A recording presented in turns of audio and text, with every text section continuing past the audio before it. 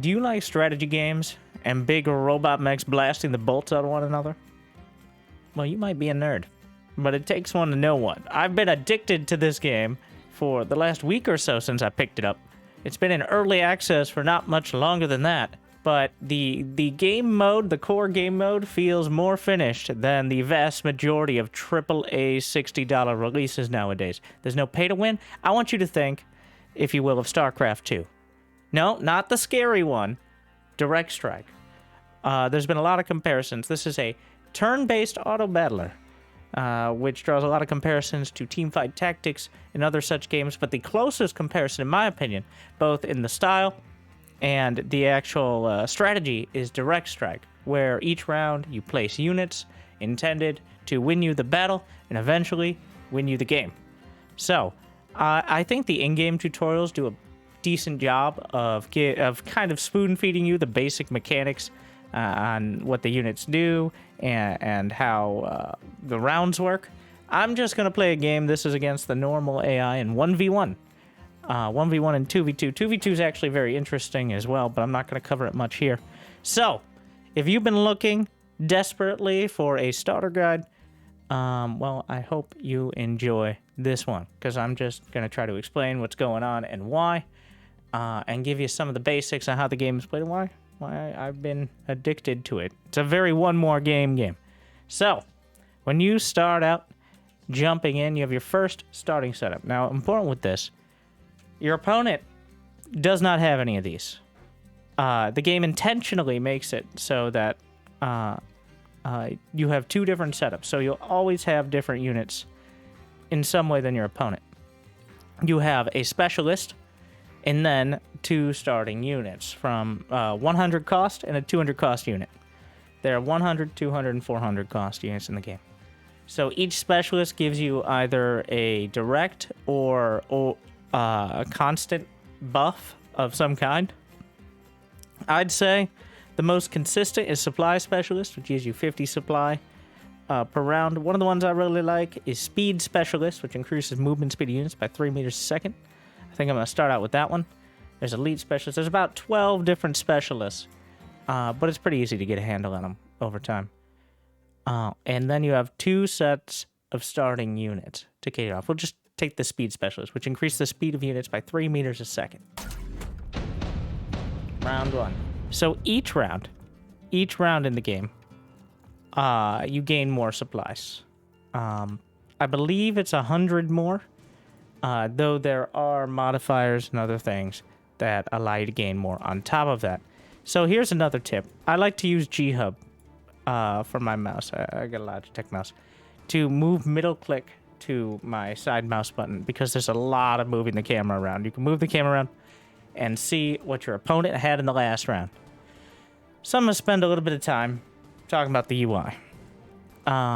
And just kind of going through the units here. And hopefully Jimmy put a timestamp.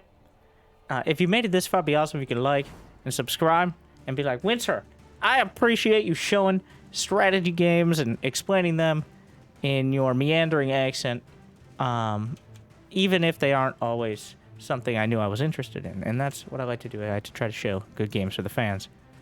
And hopefully this is something that interests you, because that's in my best interest. So, when you start out, you have to place all your units. You can only place units the round that you buy them. And as of right now in the game, there is no undo button for buying units. So if I want to buy another set of Mustangs here, or crawlers, and I hit that button, there's no getting the money back. The only thing you can do, or if I want to buy a deployment shield, anything like that, no getting the money back. So be very careful not to misclick. Same goes with the tech upgrades on each of the units. So, each of the maps, of which there are several, are identical in size. You have a playing field here. You can place your units anywhere. Units have different speeds, so the speed at which they engage their opponent. I'm just going to go real quick and play out this round. You can unlock 1 unit per round. There are 4 starting units. The Marksman, which is great against single target. Larger units. The Fang, which I think your closest equivalent is a strong Starcraft Marine. The Crawler, which is your Zerglings. and the arc light, which is kind of an AoE unit. I think the closest comparison to a Starcraft unit, because that's what I'm doing apparently, is kind of like an Archon. It can have a lot more range, but it's mostly used for clearing. So I wouldn't worry too much about countering exactly what my opponent has early on. But right now, what I have are Mustangs and Crawlers, both of which are light, relatively light, low HP, low range units.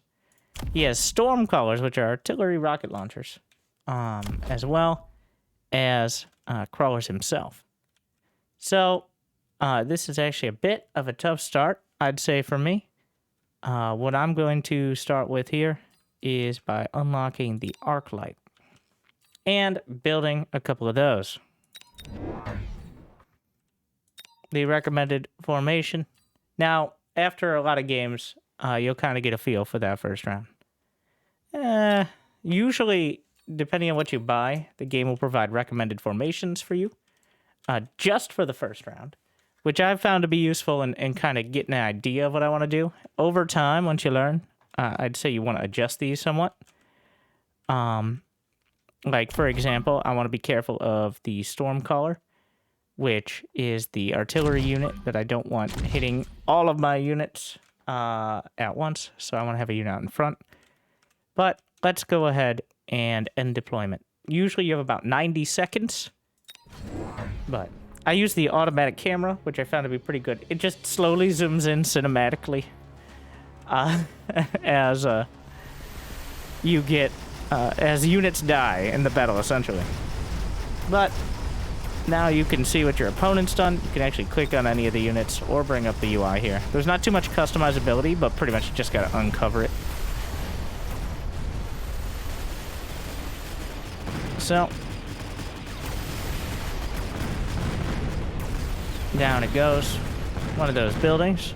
Like I said, I'm not gonna go too much into the basic stuff that is covered in the basic tutorial. I believe it's 200, 400. I'm not actually sure. I've played 300 games. I don't know the math, but you get more supplies around. I just never actually really looked at the number. So like you get 400 in this round.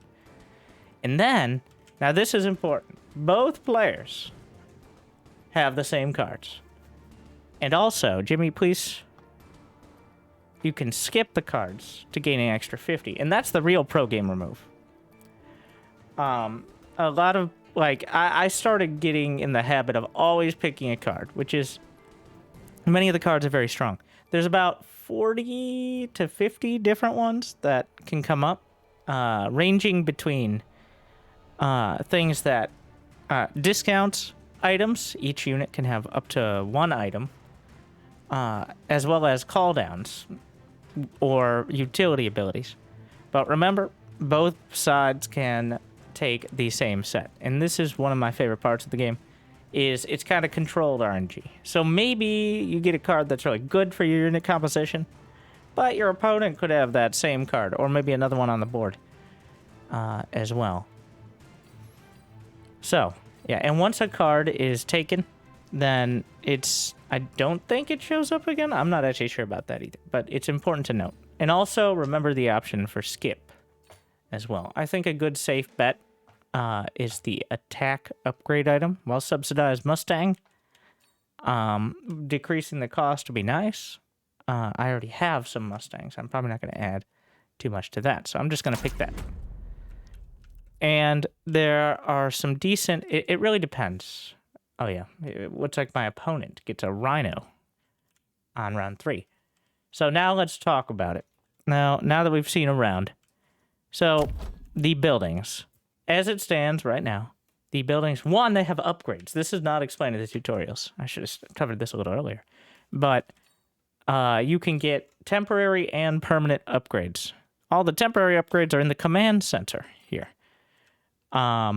Between getting 200 supplies and getting 300, losing 300 the next round. So essentially you can get a one-time loan with 100 supply of interest. This can help you get exactly the upgrades you need this round, but eventually you go deeper and deeper into debt. So who said sci-fi isn't realistic? That is something I would recommend using as a last resort, as it can really hurt you economically, such as it is as time goes on. Supplies do carry over round to round. That is important to note. You can recruit more units. You usually by default have access to 2 per round. This brings it to 3. There's also a card that comes up that almost always is chosen that brings it to 3. Level 2 units, we're going to talk about levels in a moment, increase range for 1 round and speed for 1 round. Whenever a building is destroyed, they're very fragile. Can easily be taken down by just a few crawlers even. The enemy gets a debuff where they will take something around double damage while doing only 10% damage and have a 90% move speed debuff. So essentially, once you kill a building, then their units are target practice 90% of the time. The only kind of exceptions are that if they have air units, some of the units can't hit air, stuff like that. But killing a building most of the time is tantamount to winning the round. So a lot of strategies are focused, potentially, on killing those buildings. The Research Center has the same effect when destroyed, but contains your permanent upgrades, which include the Defense Enhancement, Attack Enhancement, Mobile Beacon, which we're probably not going to cover too much, but allows you something of an ability to micro in the game. And then Field Recovery, which is a very useful utility one, where you can recover any of your squad. Say your squad, maybe you built an extra set of crawlers that are just in a bad spot, not getting anything done. In fact, it almost is always worth it because the minimum you get back is 100. So if you truly don't want a squad somewhere, well then, you can get rid of it. I think it's something worth almost always picking up in the first few rounds. Probably a little early for it now, but it ends up paying off. The attack and defense upgrades seem great, but there's a lot of scenarios where units will one-shot other units. So you got to think about what you're actually facing before upgrading either of those. So we did win the round. And now unit levels. So units, when they kill enemy units or assist in killing enemy units, they get XP. Killing buildings or assisting in killing the buildings gives a lot of XP, which usually gets you close to leveling up, especially after the second round when there's a lot of units on the field. Leveling up increases the health and damage of a unit by double. Every time you level up, you add another level 1 unit of stats on top. It does nothing else except for when combined with certain tech upgrades like Elite Marksman. So, and the maximum you can level up per round is 1 level, as well as it costing money to upgrade. So, by far the most efficient level up is the first one, which doubles effectively your HP and your damage. Of course, doubled 260 HP is not going to do too much when getting hit by a 900 damage rocket from the Stormcaller. So there are some that are more effective than others, like the Mustang does very little damage per attack, but you upgrade it, and since it attacks so quickly that you can really feel the effect.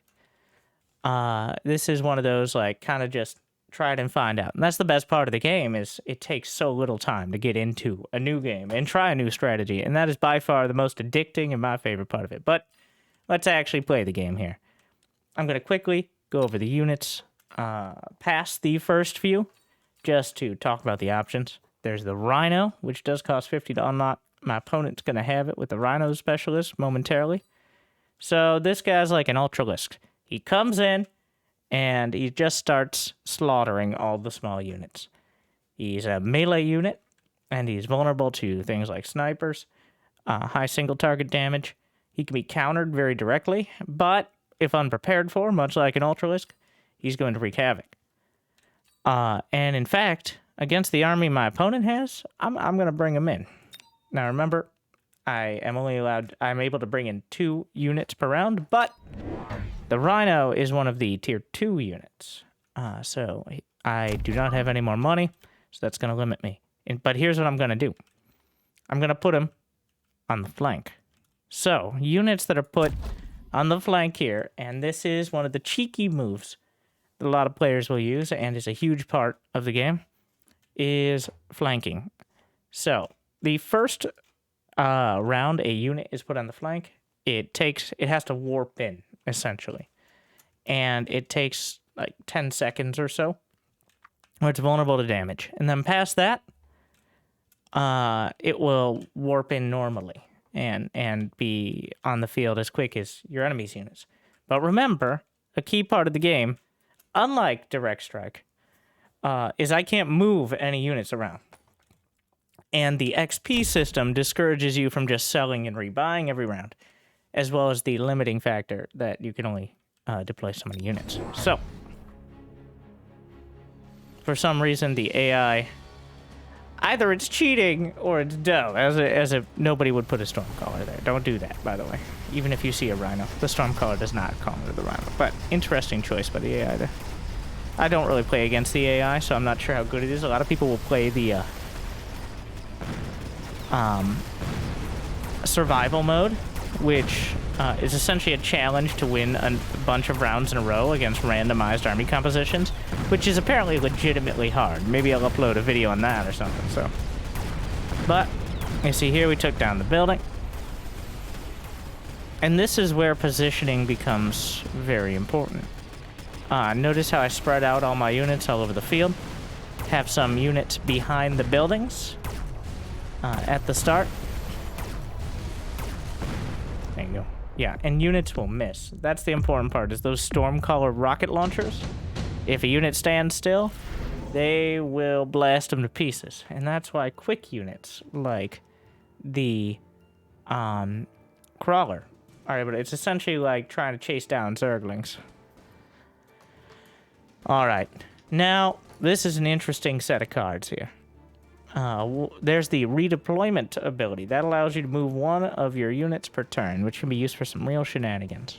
There's the Photon Emission, which reduces damage by 55% for 16 seconds, and it's immune to a bunch of effects, though notably not hacking, which is an interesting one. Photon Coating, which is kind of the photon emission effect, except it's an item as opposed to once every few rounds. And then the Missile Strike. So each of these has a cost. They all are... This is essentially 4 different things, but they're all pretty direct. I don't know what to call them, but one of the more interesting sets I've seen here. Honestly, one of my favorites is Missile Strike, because one, it's free, so it doesn't cut too much into the early economy, and it almost guarantees a kill on most light units. So, pro tip. Okay, this is not really a pro tip. This is like a very slightly past beginner tip. Calldowns take about 1 to 2 seconds to activate most of them. I mean, you get a feel for it after the first time. But things like the Missile Strike. So what I'm going to do, it does 3,000 damage. I'm going to launch it right there, because this way it'll probably hit the Stormcallers. So you can, by the way, cancel the calldowns and replace them. I'm really hoping for a feature to do that with everything on the field, so that way you don't accidentally build a set of units and get stuck with them and stuff like that. But for now, just be careful. It isn't a game-breaking issue, it's just a skill issue mostly. And now we have upgrades for units. Upgrades are half the price of the full price unit. So if a unit costs 100, each upgrade is 50. But this upgrade, you can see there in the stats on the left. Oh yeah, let's talk about this now. This could be useful. Which is really cool, though I wish there was a post-game overlay. You can see how much damage a unit did, both overall and the last round, and the total kills. So if you are looking for an idea of which units are performing the best, there's no easy way to do it. Well, you can kind of tell by which units are leveling up.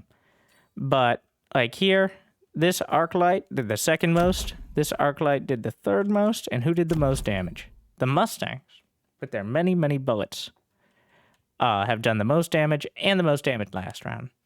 So, quite a well-performing unit. Definitely worth upgrading.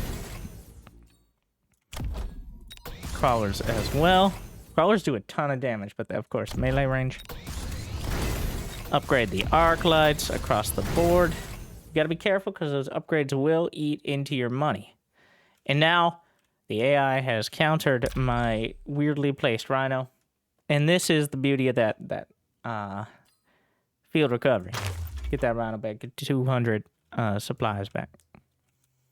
And now let's look. So, what my opponent will have a rhino in the next round. That's one of the most weird specialists, as no other specialist directly gives units. The rhino specialist, on the other hand, does. And the rhino will rip and tear through pretty much everything I have here. I am going to go ahead and get a few marksmen. Am I, though? Let me see. Let me see what else my opponent has. So the rhinos are... It's a lot to be countering directly. I think I'm going to get... It's almost never bad to have a few marksmen. So we're going to get a few of those. And now we're going to talk a little bit about positioning and why the units are where they are and what to consider. Each unit has different speed, though there are a few default speeds. Remember, I have the speed specialist, which increases movement speed by 3 meters a second, which you'll quickly see is quite a big deal, as the base speed of a marksman is 8 meters a second. The arc lights are 7. Crawlers and mustangs are 16. And there are even some slower units like fangs. I believe stormcallers are 6 meters a second. So they really want to be in position as quick as possible. So these guys don't move very fast. I'm going to put them right behind the building. The only way to really reliably get your units to spread out is before they're going towards an enemy is using the buildings to kind of split them. You can also put them behind other units, things like crawlers, because this will minimize AoE damage. It's not super reliable, but it's what we have at the moment. And let's see, what else could we be doing here? Honestly, there are the tech upgrades, which we'll talk about. So, each unit has 4 tech upgrades, but these are not set in stone. You can actually unlock more potential tech upgrades and switch your loadouts in the unit modification screen, as well as see the stats and stuff, the units in the menu. So, the tech upgrade, you get like 1 tech point per game, and there are only like 20 things to unlock. So, after like 20 games, you've unlocked them all. But you are stuck with the loadout you bring into the match. And you don't need to get any of those tech upgrades. They're quite expensive. Rarely will anyone get them before 4 or 5 rounds. But it's important to note that your opponent may very well have different upgrades. Like, for example, the default is the acidic explosion here on the crawlers. I've replaced that with the impact drill, which does more damage instead of leaving an acid pool, because I found the crawlers will just step into the acid of their friends and die horribly before doing anything. But, like, some upgrades are very niche. Some upgrades are just all around good if you have the money or need them, like just range upgrades, for example. So just keep in mind, tech upgrades and basic unit upgrades are different things, though sometimes they can combine for different effects. So, when I have placed my units, I feel like I'm doing well, and I have money left over in the round, I'd consider either basic upgrades here, and in this case, I think I'm going to go for the HP, because we need to survive a little bit longer with those crawlers and mustangs. We're already doing really good damage. HP is usually the better first choice in general, but it depends, as always. There's going to be a lot of that. We're going to get some shields. So, what am I doing with this shield? I'm considering what I want to protect. How do shields work as well? Shields will block all shots. Energy shields of any form will always block at least 1 shot, whether it's the smallest laser from a fang or a nuclear missile. As long as the energy shield, whether personal or otherwise, has at least 1 HP, it will block that shot. And as long as your units are inside it, the shots will be blocked from hitting them, whereas they can fire through it. Melee units will just walk in and murder you, so very sci-fi on it. And they look super cool. So what I'm doing with this placement is making sure the building is covered in case there's a sneaky flank, but also I'm trying to cover my units at the front. Remember, they will walk up forward, so that is important to consider. Very cool. And that's another thing to consider for positioning. Shields can overlap. You can also get sentry missiles which will trigger on an enemy unit and fire at it. Shields will block those as well. So tactical shielding and all that is a big part of the mid-game in Mechabellum. All right. I still haven't used my attack upgrade yet. I'm probably going to show off some of the big units very soon, and I'm kind of saving it for that. Ah, yes. So you can see what your opponent did last round. They'll show up at the beginning of the round. There's that missile landing, knocking out the Stormcallers and all that. Last round, he got Mechanical Rage, which is a movement speed and attack upgrade. Attack speed upgrade that many of the units have access to. It's just a straight-up DPS uptime increase. It's a good default. Like, I don't know what to get. Mechanical Rage is not a bad bet. It's usually about a 50% movement and attack speed increase, depending on the unit. I like that. I like the name, too. Mechanical. They're just very angry. They're so angry that they're attacking faster. So, my bot over here added Wasps, which are the light air unit. And we got a lot of big, strong units here. Big, strong upgrades. So this is very early on. The Orbital Javelin will kill pretty much anything. But these are all very costly. So, you know what? You know what I'm going to do? I'm going to get the tank production line. Because I want to go for the giant units. The reason you can't just rush the giant units most of the time. So we're going to... Jimmy, can we move me out of the way? I will spend this time explaining the basic uses of each of the rest of the units we haven't seen yet. The Wasps, their best equivalent, they're kind of like mutas. Where there are 12 of them. You saw my opponent use them here. Fast attack aircraft. They have access to the jump drive ability, which allows them to reposition many rounds. But they're very fragile. They melt to things like Mustangs with their basic anti-air. Mustangs also have the ability to upgrade.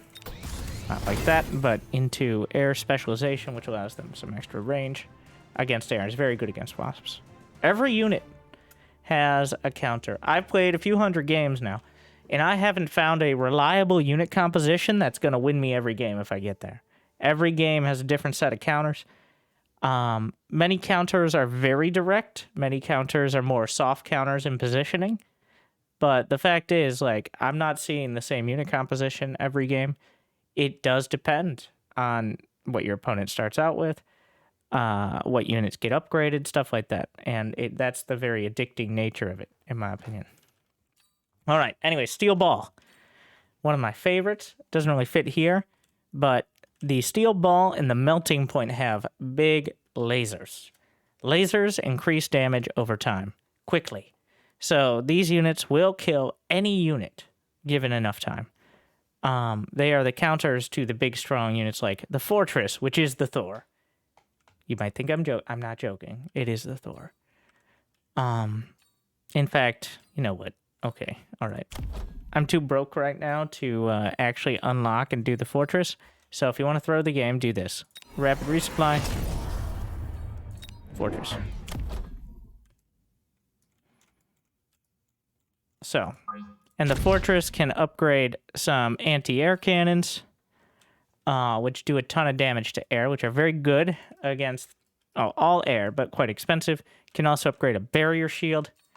And I'm going to slap the tank production line on it. Which there are some of those things that spawn units over time. And the Fortress, I'm going to slap in front. The Fortress is a pretty niche unit at the moment. You don't see it too particularly much, especially outside of the very late game. But it is cool. And much like the Overlord Battleship, that is very popular, despite having some very clear counters. And I said I was going to go over all the units, and then I forgot you couldn't, once you unlock a unit for the round, you can't go over it. But we can go over sentry missiles real quick. So, I'm going to set up a sentry missile, which does a bunch of damage. Doesn't necessarily one-shot, does 5,000 damage. So it'll kill most low HP units, like Wasps. And it will slow large units it hits, so that is usually very helpful for dealing with the things like rhinos. They can outright win you around. Looks like it went for a bit of a flank there, knocking down those wasps. Yeah, Fortress has just a slow, small AoE attack. It is much more of a support unit. But in this case, building all those tanks every few seconds. Yep. Notice how the shield is blocking the shots from range, but the rhinos just bashing right through. I wanna say right now, okay, so the damage you take at the end of the round is based on the combined cost of the units left over. So this is why using a nuke to win round one, potentially, which is very hard to even get the money for, using a nuke to win round one is not that meaningful because they don't take HP damage or anything. You don't get more money if you win the round. You don't get less if you lose. So at the end of the only thing is the winning team usually gets more XP because they usually killed more units. But that is the benefit of winning more than the actual that, and potentially eventually winning the game by causing your opponent to run out of HP, which usually happens between 6 and 10 rounds, though there are games on each side of it. So that amounts to, in a multiplayer game, about 20-25 minutes. I know we've already gone over this. I'm gonna try to wrap this. I talked too long. I'm trying to cover everything, whereas I should have given you a good baseline. But really, it is just a play a few games to find out. I fully recommend the game. It's $15 right now. If you don't get your $15 worth, come back and unsubscribe. All right. All right. We're gonna go with Senior Attack Specialist for the basic attack upgrade on all my units. Yeah, I've upgraded. The snipers are hugely benefit from level upgrades. They do so much damage. It makes it so much easier to one-shot pretty much everything. But a lot of upgrades across the board here. I haven't invested really in any tech upgrades, as I've mostly just been getting a better unit composition, which is usually the priority. And you don't need to have a new unit every round. In fact, I've seen some of the very tippy-top players only have 4 units. Usually a couple tanky units, like Crawlers and Fangs, like 1 support unit, like Stormcallers, and then just an all-around, like, a core damage unit, like Marksman. Marksmen are a very popular one, like Marksman, Mustangs, Phoenixes, Sledgehammer tanks. Okay, back to the... Oh my god. There's so much to talk about, but it's so much that you just play a few games, you're going to get a hold of. Stormcallers are those rockets that are very good at killing slower units. So if like your opponent has mass tanks or arc lights, stuff like that, they're okay against marksmen as well as if you have enough in front. Phoenixes are flying marksmen. They're more expensive. They have a little less range, but they do huge single target damage, and you get 2 of them for 200. The Hacker is a little confusing, but very cool. This is pretty much exclusively a counter to rhinos because it will hack enemy units and turn them to your side as long as it's still alive for long enough. So there are some very interesting builds, but that's kind of a try it out and see how it goes, or watch someone use it against you. The Vulcan is a super fire bat with an incredibly long-range flamethrower, at least long range for games. But it can have almost as much range, if not as much range, as a sniper. So it's essentially the Fortress with flamethrowers, and it has less HP. The Fortress we saw here, the Melting Point is a super laser, which is used to bring down things like fortresses and overlords. Overlords are battle cruisers. Okay, they have a lot of different tech upgrades you can choose from. They're battle cruisers. The counter to overlords is marksman. The counter to any strong unit is marksman to some extent, and then melting points to a greater extent. But marksman will do the job most of the time. So, let's see where we are in this game.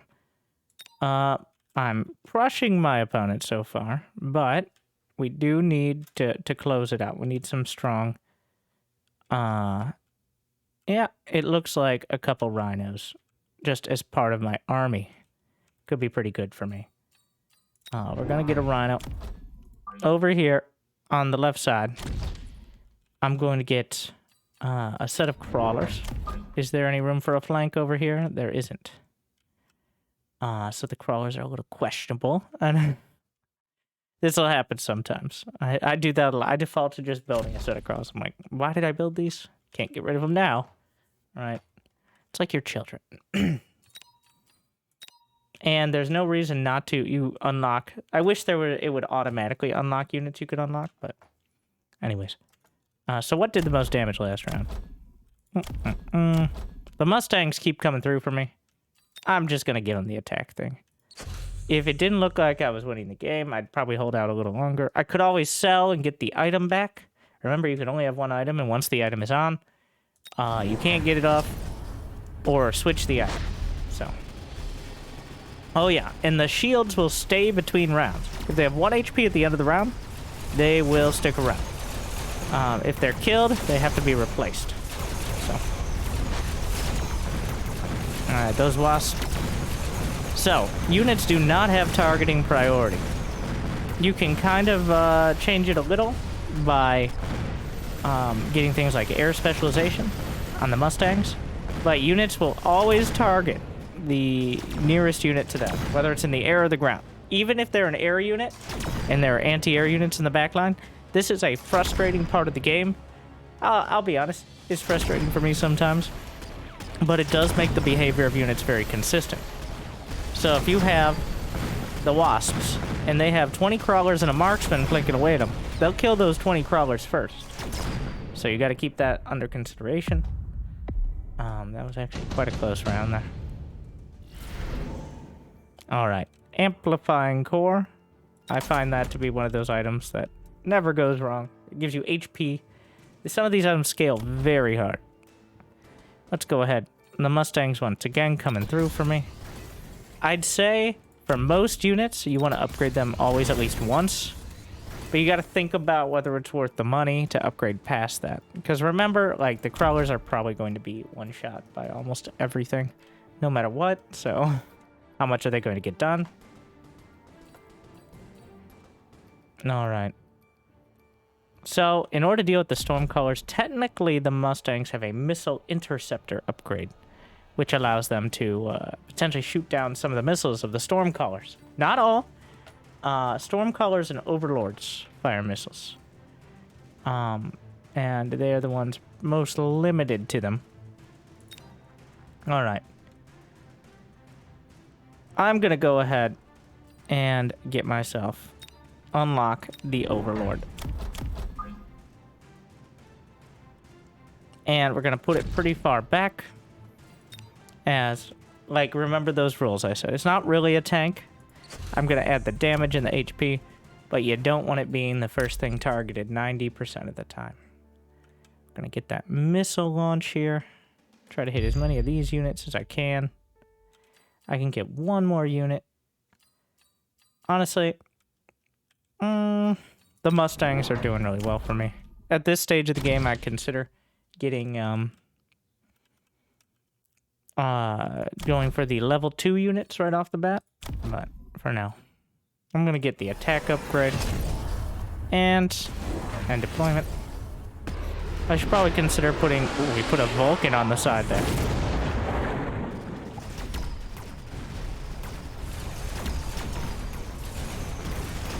And, yeah, looks like everything targeting the Rhino pretty well. So the game does have a replay system and a spectator system that work really well. So there goes the building. So if you want to check it out and kind of do a what should I have done in this round sort of situation, I find myself thinking about doing that and then just hitting the play button for another game a lot because the queue time is so incredibly short. It's just very addicting. But it also has you also have the ability to watch some of the top tier games, as it will automatically show them. We'll get to the menu momentarily when I beat this normal AI into submission. So at this stage of the game, honestly, unless it was some sort of call down ability that I thought would turn the tides, I'd probably just skip. The deployment module can be really good. Let's just pick that up, though I'm probably not going to use it at the moment. But I gotta stress, you don't need to choose a card. Essentially, choosing a card loses you 50 supplies. But a lot of those cards, I think you, like, in your first 50 games or so, just choose every card. And then you start making the decision on which ones. Alright. Wait, what? I don't need a new unit. My units are working. The overlords are working. Everything's working. But let's get the fire bats.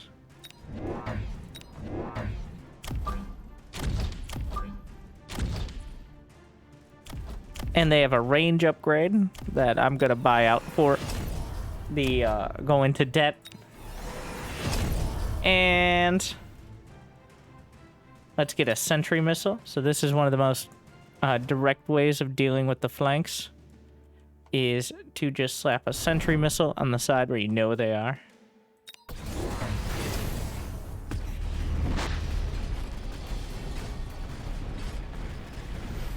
Roasting through. Just great for clearing out those groups of small... Oh, we got a melting point back there. Pretty crazy. So yeah, the AI clearly not tailoring its unit composition to mine. But I gotta stress once again, it's very easy to start figuring things out. And if you think something's OP or hard to deal with, I can assure you, it might take a very specific counter. This video is not intended to tell you every little counter or every little unit to build. It's just to give you the basics and assure you that you're the one who's wrong and not the strategy is overpowered. Because at this point, if I find that OP strategy first, I'm going to get to the top of the leaderboard, which I'm already getting pretty close. And then I might share it with you. But unfortunately, I don't have that for you yet. So after the game, you can look at the battlefield. What I like to do, I like to look up the top damage units for each side. Those Mustangs came through for me. 228 kills. Mustangs is kind of hard to tell how much damage they're doing unless you focus on them specifically. Whereas on the other side, the top damage were the storm callers in the back line there. I would kind of like a damage tank stat and all that, but it's early days. And honestly, the game just... The very core game itself is very cool. And I think already worth... I've gotten 70 hours in a week. It's $15. Okay, so... So, just quick note, 2v2 is 2 players side by side. So imagine just this field duplicated, except units will potentially go to your teammates or your opponent's side of the map to attack their units, which is a very cool mechanic. I've played it a few times, but it's also very frustrating because if you're not coordinating with your teammate, their side can literally bleed over and murder you, even if you're crushing your direct opponent. So that is a cool aspect. Seven rounds, very quick game in the grand scheme of things. But I think just focusing on that core army, making sure you have enough tanky units in front, not relying too much on the big strong ones. I think the strongest basic units you can get are marksmen, learning crawler positioning, as well as Mustangs, and then finding one strong unit to really focus on in the mid game, whether that's stormcallers, rhinos. Those are usually the top 2. Maybe you switch to air, stuff like that, but it's really a play and find more than it is a what exactly build do you need to go for every game.